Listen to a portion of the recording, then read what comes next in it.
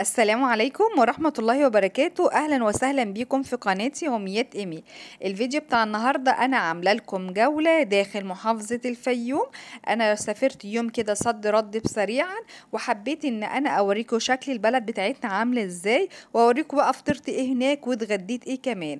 ده شكل كده الأرض الزراعية اللي قدام البيت على طول.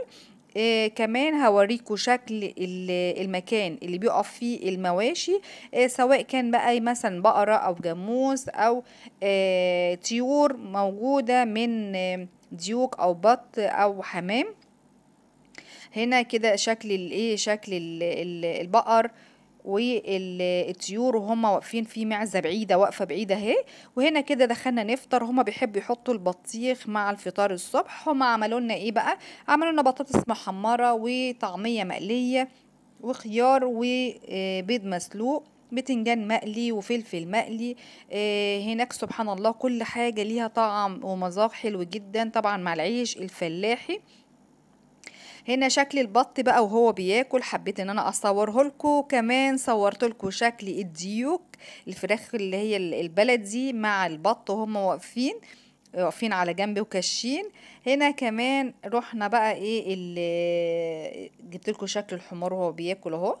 رحنا الغيط بقى وبصينا كده على الكرنب، وحبيت اصوره لكم. هو طبعا الفيديو قديم شوية، انا ما كنتش منتجت. جبت لكم كمان شكل شجرة الفول السوداني. مين ما شافش قبل كده شجرة الفول السوداني؟ ادي الشجرة اهي. كمان هوريكم شكل النخل عندهم عامل ازاي. سبحان الله، يعني حاجة في منتهى الجمال. ادي كده شكل النخل، وجنب النخل هنا في شجر الريحان، وجنبها بقى كده ايه شجر الجوافة. ما شاء الله، يعني اللهم بارك. بعد ما رحنا الغيط روحت بقى كده عشان خاطر لقيت خالتي كانت بتخبز عيش. هما كده ايه بيقرصوا العيش. لما يتعمل كور كده ويتبطط بيبقى بيتقرص. وادي شكل الفرن البلدي.